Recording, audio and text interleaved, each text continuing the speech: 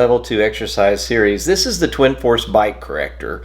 The armamentarium for this exercise is a long nose bird beak plier, Weingart, hook tip and flat tip Mathau's, a pin and ligature cutter, a distal end cutter, heavy wire cutter, elastics remover, band pusher scaler, a ligature director and remover, and of course this distal end bender I have in my hand.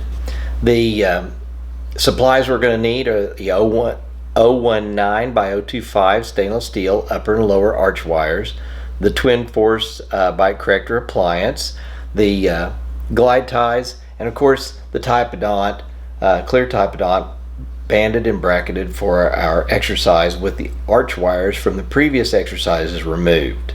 Alright, let's start the exercise. First of all, I want you to see that I have already installed a transpalatal bar in the upper arch and a Furlaw, a fixed removable lingual arch, in the lower.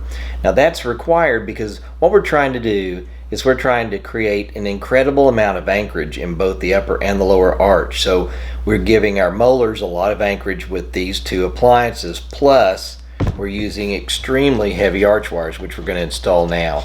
I'm going to place these 019 by 025. This is by far the heaviest wire that we use in our wire series, and it is going to give the case a tremendous amount of anchorage. So I'm just going to install these wires and then we'll move to the next step. This is really a heavy arch wire, so it takes a minute to get it engaged, especially in a Typodont. Whenever you're clipping this, be sure, we're going to clip this with a distal end cutter, just be sure and leave yourself enough a wire to get a good distal end bend. So maybe don't cut it all the way flush. Alright, when we finally get it in the bracket slots, we can start tying it in. Again, this is the heaviest wire that we'll use in this series.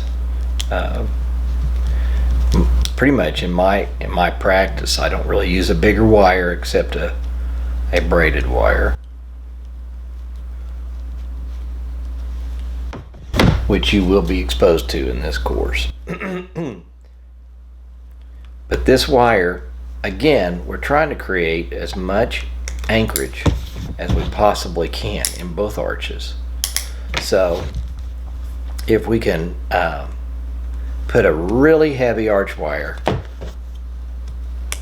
on and distal end bend it and put transpalatal bars and Furlaws in, then we've done just about everything we can do to create good anchorage. And then when we put this bite corrector in, we're not moving the teeth anymore, we're moving the upper jaw and the lower jaw. And with a bite corrector like this, its primary objective is to reposition the patient's lower jaw in a forward posture. So we're trying to reposture their lower jaw forward. This would be in a situation where you've got a patient that is class 2, probably full step, and you're thinking, I don't know if I should distalize or not, because I don't know, it looks like that maybe the upper arch isn't the problem, that it's maybe that they're deficient in their lower jaw. So if we could just bring their lower jaw forward, they might look a lot better.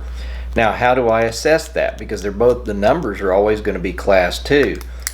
Is the maxilla sticking out too far? Are they just typically protrusive and bucktooth? Or are they mandibular deficient? Are they, they have no chin? Well, just have them stand in profile and have them slide their jaw forward with their teeth together and their lips together and see what they look like. If they look good when they reposition their jaw forward, if they just slide their chin forward and it looks great, then you need to do this, not an MDA. But if it looks like when they stick their jaw out that they're sticking their jaw out, then obviously we need to move their upper teeth, their upper jaw back, and then distalization would be more a better service and would be indicated.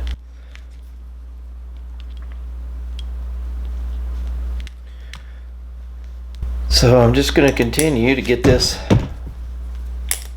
tied in. Almost got the upper.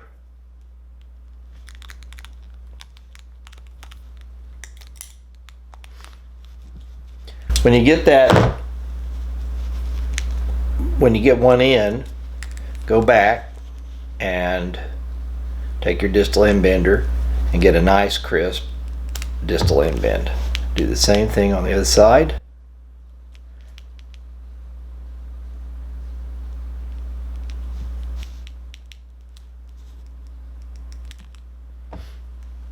See what that looks like. Got a nice distal end bend. Left ourselves just enough room to get a nice distal end bend on both sides. Alright, we're going to do the same thing on the lower. This is much heavier wire than we're used to working with, so.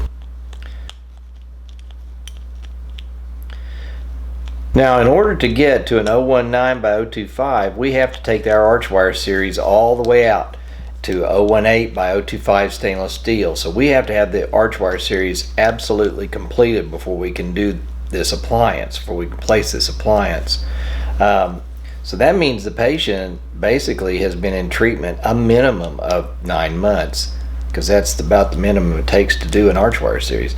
And maybe more likely they've been in treatment about a year before we even get to the place where we can put this wire on. So this is pretty late. Now, there is another way to do this. You could have treated this in mixed dentition when they're in phase 1, but we would have had to have bent an 019 by 025 utility arch wire out of this 019 by 025 arch wires. And now that is an exercise that we do in the course. Again, this appliance is going to completely reposition the lower jaw in a forward posture that will give this patient a better profile. So it's like you could think of it as a profile enhancement, and the patient will usually, in these kind of scenarios, because this is typically a full step class 2,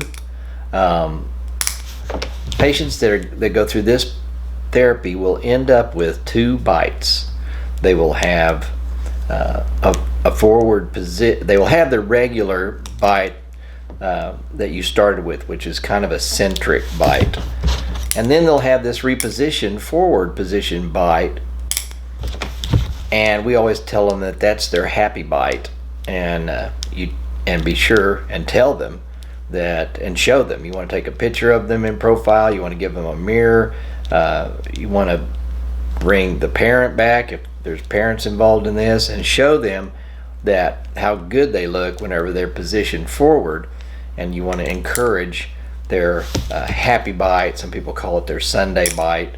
But usually if they come to the realization that they look better in their forward postured bite, and their teeth articulate well, which is what we're going to do for them, then the only other thing you have to do is give them a retainer that helps them remember where their happy bite is, and that would be with an anterior guide slope or some kind of a bite that's built into a Holly or a wraparound bag type retainer, or even a Dean type metal retainer, and make sure that they get some kind of retainer that encourages that forward posture.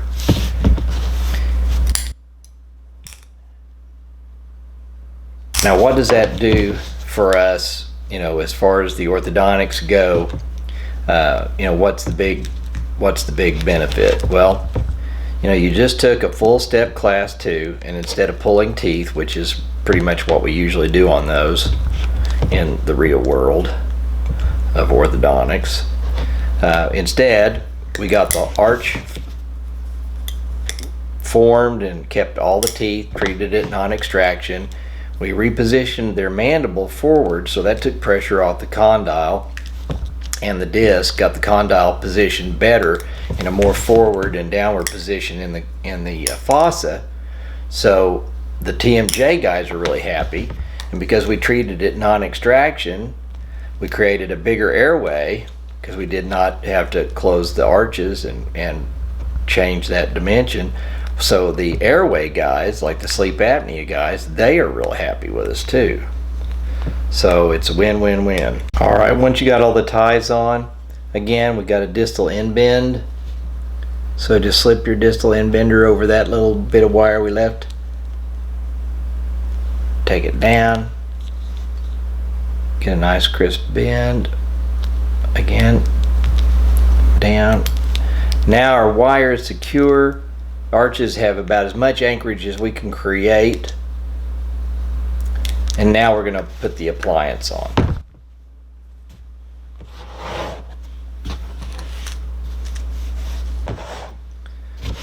So first, let's take this appliance out of the package. And you're going to notice that we've got the two little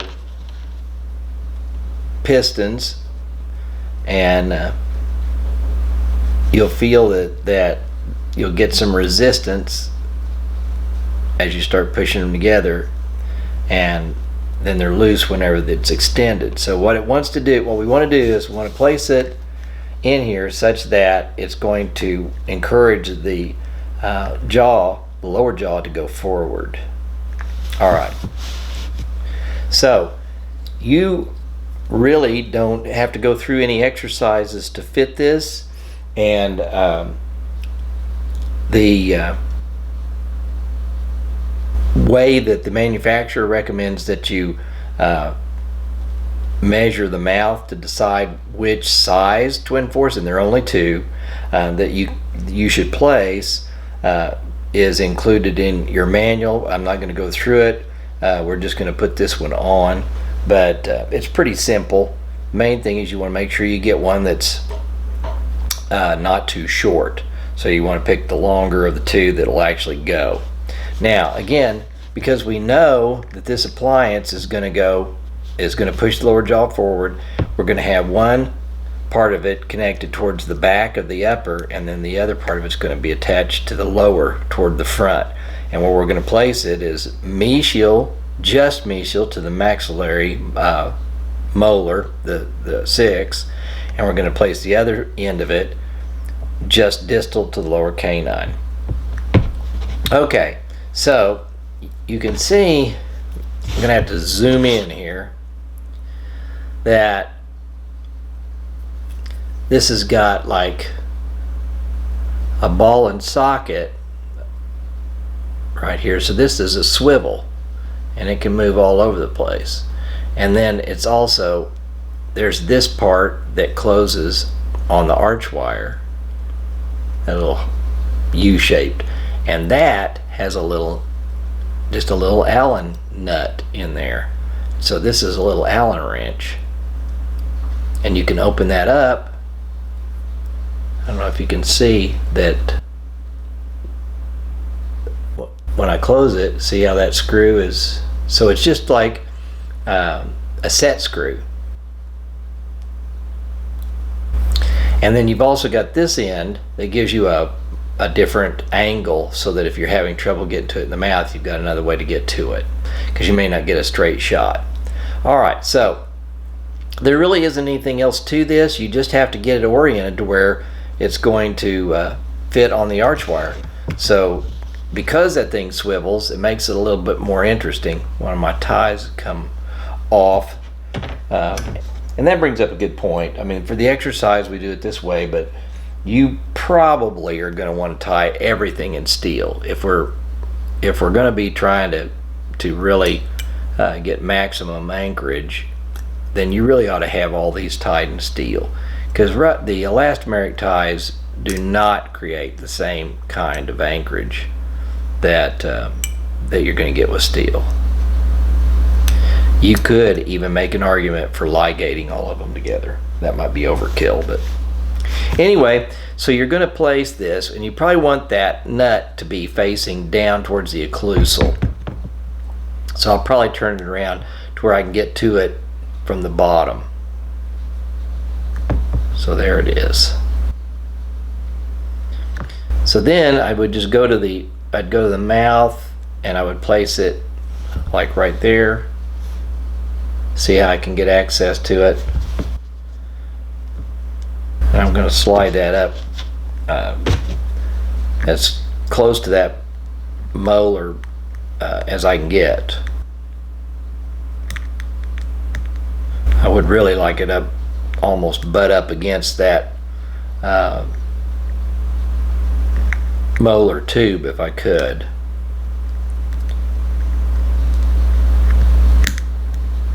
I don't think it's going to fit that close, so we're going to have to get it just anterior to that.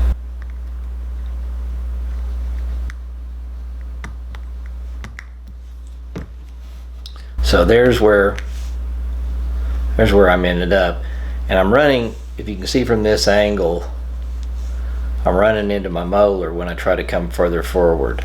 We can try to get there, but I don't know that we're going to be able to get much closer.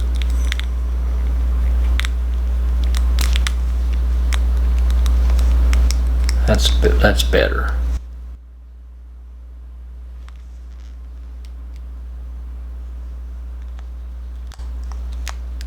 Okay, so once you've got the upper secure, then you can get the lower. And the lower is going to be a little bit more complicated because it's got tension on it. So you got to hold it in place with one hand while you get the other. But now if the patient opens to the fully extended position, then you're not going to have to compress this. That'll make it easier.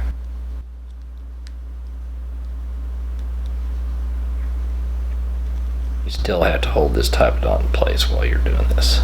On this one, I'd probably prefer to make this adjustment from the occlusal, so you can swing that swivel around.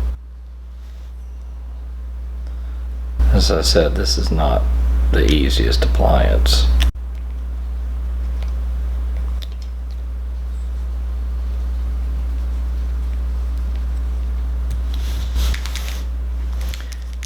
Now, you can see that if I had, in the mouth, I might have to use this end, which also will tighten this.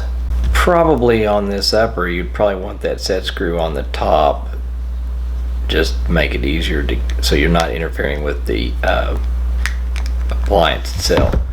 Now we got to do the same thing on the other side. So again, we're going to get our orientation. This time I'm going to make sure my little set screw is open wide enough it's going to slip on the wire a little easier on both ends. And it doesn't matter which end you use, and it doesn't matter whether the little set screw is toward the occlusal or toward the gingival. It does not matter. Now, there are also versions of this that have, instead of this little U-shaped set screw assembly, there is actually a locking piece that goes into the molar tube on one end. So you can just slide it into the molar tube and it locks, and then you've only got one of these to deal with. And I think that would be a nicer appliance to place, just for the record. So this time I'm going to put the set screw on top. So I'm on the gingival side this time, and I'm trying to snug that up as close to the molar as I can get. This is the wrench you really should use if you're at the gingival, the bent, the angled part.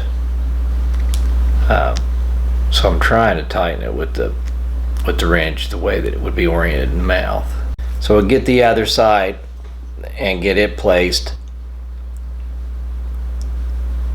and the bent angle wrench, part of the wrench, would be more appropriate at the gingival. So let's see if we can get it in there. And you understand what I'm saying. You're not going to be able to come at the upper like this. So really you need to be using this part of the wrench.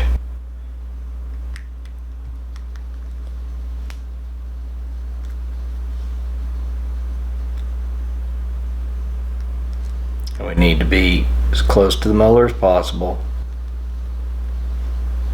Try to get it snuggled up. Yeah, and that's the reason I really like the idea of one that inserts into the tube, gingival tube on the upper, because it's in the back, and it's just going to make it easier to get it tight. I think we finally got it tight. And then finally we get the lower on. And again, I think that set screw being up makes it easier to get to than being down toward the gingival. So you're going to be right there distal to the canine.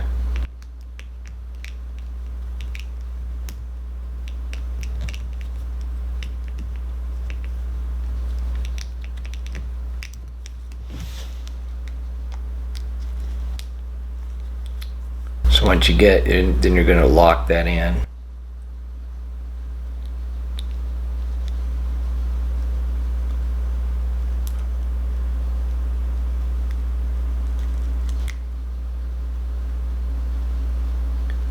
You have to lock these in really tight, because all that's doing is it's just grabbing hold of that arch wire. But you can see what it wants to do. It's pushing that lower jaw forward. So it's reposturing forward.